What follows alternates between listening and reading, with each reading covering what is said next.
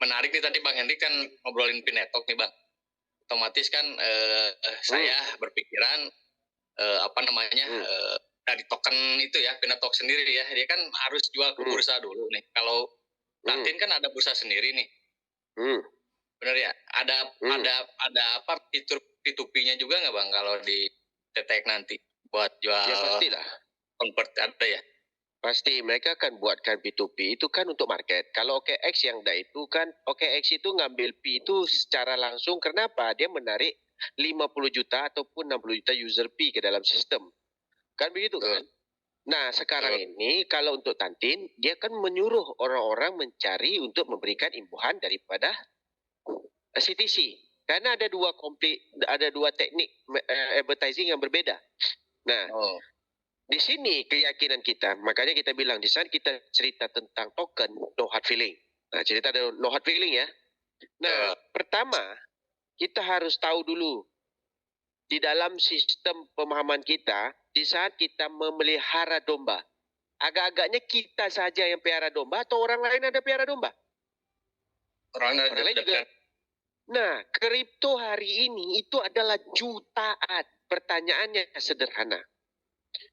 Abang mau ada duit nih, abang investasi ke India, anggap abang orang kaya dari Indonesia. Abang mau investasi ke India ataupun investasi ke China? Sederhananya, dengan simulasi mata abang yang abang lihat, dengan demokrasi selama 70 tahun yang dijalankan oleh India, dengan kemiskinan yang terlampau drastis, begitu juga dengan detektor yang berjalan, dan mungkin keuangan abang aman, tempat tinggal abang aman, tempat pabrik abang aman, jalan fasilitas bagus yang ada di detektor, yang ada di China selama 77 tahun. Abang ada duit, abang mau investasi ke mana? China ataupun India? Jelas ke China Bang. Di mana? Jelas ke China, pilih China. Nah, pertanyaannya sederhana, ke P Network, siapa Walls yang ada di belakang itu? Pendiri. Walls, Paus, investor, teknologi. Teknologi. Apa lagi? Iya, siapa? Nicholas Kokalis. Jangan yang fiktif ya. Kalau fiktif kita bisa tahu punya. Jangan cerita fiktif. Kita bisa cek sampai akar umbi. Ini kalau kita cerita tentang sistem. Komunitinya yang ada di dalam itu. Bervariasi atau tidak? Nah, ini sederhana pemahaman. Kita bukan menjentuh ataupun hard feeling. Biar teman-teman paham. Betul. Gimana menurut Bang Dini? Selama hari ini, sampai titik to the point, ada nggak investor menawarkan diri, dia mengambil bahagian, mengatakan, ini adalah salah satu investor yang bakal membakar uang untuk menaikkan harga P. Tidak ada loh. Tidak ada. Jadi, utility utama P adalah untuk apa?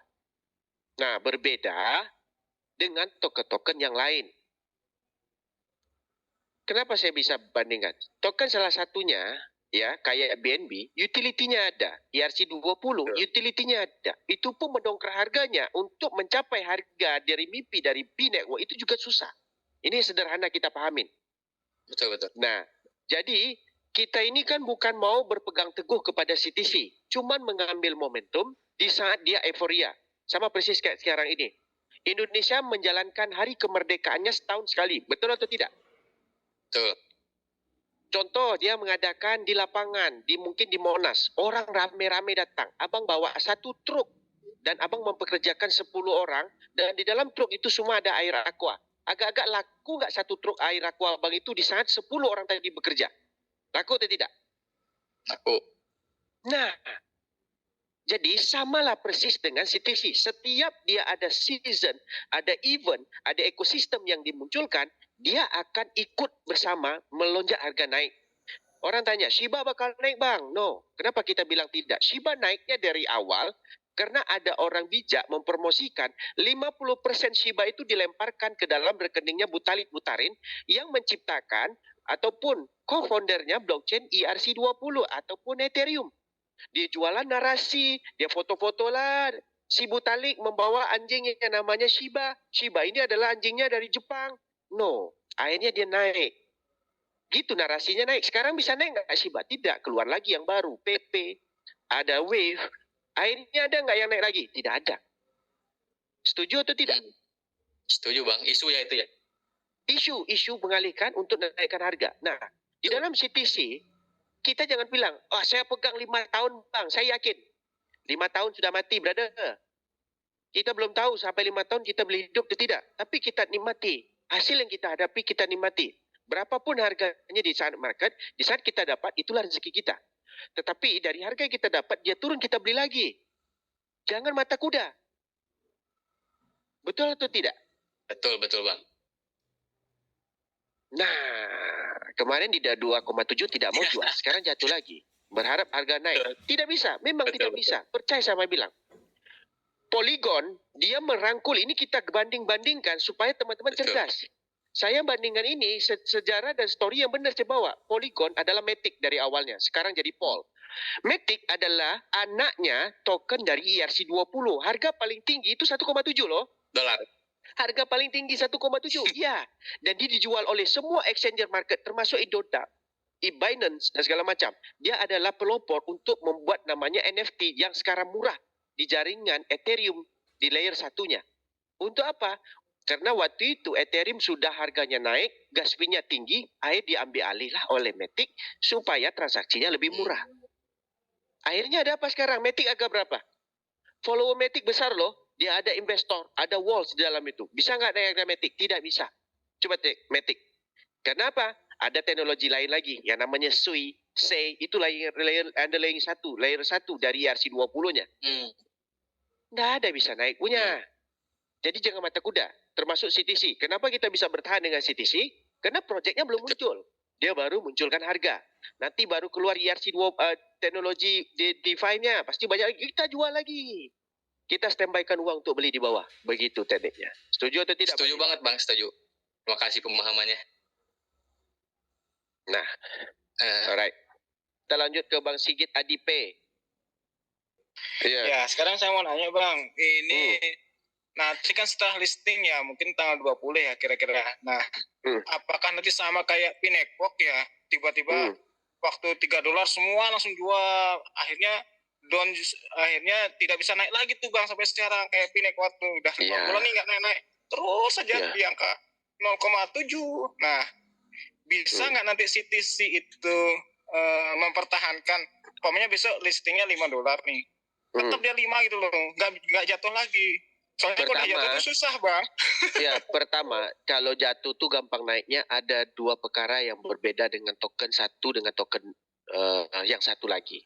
Ini compare-nya sederhana aja. Token P kita sudah hampir 6 tahun. Saya juga orang awal-awal juga memining P. Nah, tetapi di bagusnya di P ini selama 6 tahun lahir banyak padepokan. Padepokan P dari Depok, padepokan P dari Bekasi. Kan begitu kan? Iya. Cuman guru-guru yang ada di padepokan itu minim pemahaman tentang analisa technical system, tentang pemahaman cryptocurrency di pasar. Ini murni saya ngomong. Bikin wallet aja, ada suku sakat P yang terbesar pun belum tentu tahu frase itu apa. Nah, kegunaan utama dan rata-rata P, rata-rata ditipu sama upline-nya di saat dia ciptakan frase itu di foto malah. Betul atau tidak? Betul. Nah, sekarang P, pertama tidak ada utility P.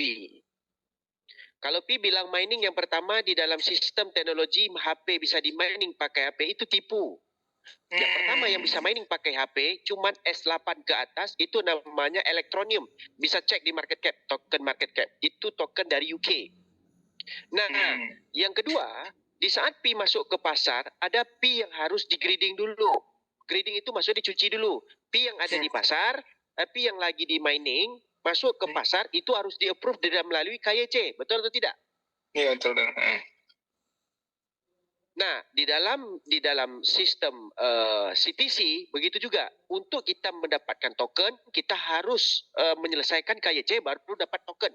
Benar kan? Betul. Nah, jumlah supply juga berbeda. Nah, jumlah supply juga berbeda, 100 miliar dengan 2 miliar. Nah, kita bandingkan harga. P aja bisa sampai $2,7 di pasar dengan pasar angka 100 miliar token. Dengan 60 juta user yang aktif mungkin separuh dari itu. Ya kan? Nah, di sini dari 50 juta yang aktif cuma 5%. Dan token yang dapat itu pun 5% dari jangkauan itu. Projectnya juga ada, ownernya juga berjanji untuk beli. Dan ekosistemnya juga itu 70% di daftar itu adalah orang China malah.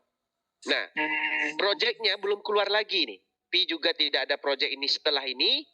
Nah, di dalam sistemnya Tantin itu ada projectnya. Pertama Web3-nya belum muncul. Betul atau tidak? Iya, lalu ada robot tradingnya belum muncul, future trading belum muncul, ada binary option belum muncul, launchpad belum muncul, listing token belum muncul. Iya, buat trading. Nah, di dalam Pi, roadmap itu tidak ada.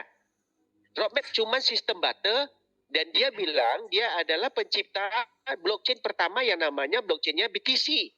Kalau dia benar-benar owner BTC dan blockchain pertama, dia punya wallet itu ada 1 juta Bitcoin di dalam wallet pertama Bitcoin itu. Nah, ciptaan mining wallet pertama BTC itu ada 1 juta lebih token yang namanya BTC. Kalau dia benar-benar mau naikkan Pi network harganya tinggi, dia tinggal lemparkan 30% nilai BTC yang 1 juta itu untuk mendongklengkan harga Pi naik. Nah, ini janjinya owner CTC begini. Kami akan beli di pasar, kami membuat agak. Nah, di dalam Pi, ownernya nggak berjanji begitu. Ownernya membuatkan simulasi sistem barter. Sistem barter pemahamanku di sekolah, di Kuala Lumpur dan sampai kuliah, sistem barter nasi padang bisa nggak kutukar dengan rumah bang? Aku beli nasi padang lah. Nih. Aku tukarkan barterkan dengan nasi padangku, rumah abang. Mau nggak? Nah, itu sederhana pemahaman sistem. Nah, jadi di dalam sistem Pi dengan sistemnya CTC ada perbedaan yang luar biasa jauhnya. Satu, dengan semangatnya owner sanggup membeli advertising, dengan di sini dia cuma menjalankan analisa advertising dengan kumpulan dan keyakinan dan pemahaman orang yang belum paham kripto, akhirnya ada yang paham di Pi. Itu ada bagusnya di antara dua pola. Oke? Oke, siap. Itu ya makanya yang saya takutkan nanti kayak Pi semua pada jual akhirnya pasti dijual. Jeblok pasti bilang, makanya saya takut nggak bisa naik lagi nanti. Itu yang saya takutkan. Nah, soalnya namanya kalau anjlok pasti juga semua. Ya kalau anjlok kita memang harapkan anjlok. Supaya apa? Saya kan udah standby juga di bawah untuk beli. Kan awal-awal saya udah jual dulu, di bawah beli berarti dulu. Berarti kita hold aja bang ya? 6 bulan ke depan kita hold aja dulu ya? Nah, jangan hold. Jadi begini bang, ada peluang, rasanya insting gini, ya udahlah aku jual, ini cukup nih harga tuku. Jangan membuatkan abang itu pemikiran abang mencari kesempurnaan yang hakiki 100%. No. Sesuaikan dengan feeling abang, sesuaikan dengan kondisi keuangan, dan sesuaikan dengan suasana lingkaran hidup abang. Aku butuh duit. Duit segini cukup tak buatku. Nah, dijual. Bukan didiamin aja, dipelototin. Harga $100 pun nggak apa-apa lah, aku tahan 3 tahun. Janganlah. Oke, kripto nggak bisa begitu. Ada momentum jual. Oke, siap bang. Terima kasih bang, ilmunya bang. Sama-sama. Banyak bang Henry. Baik.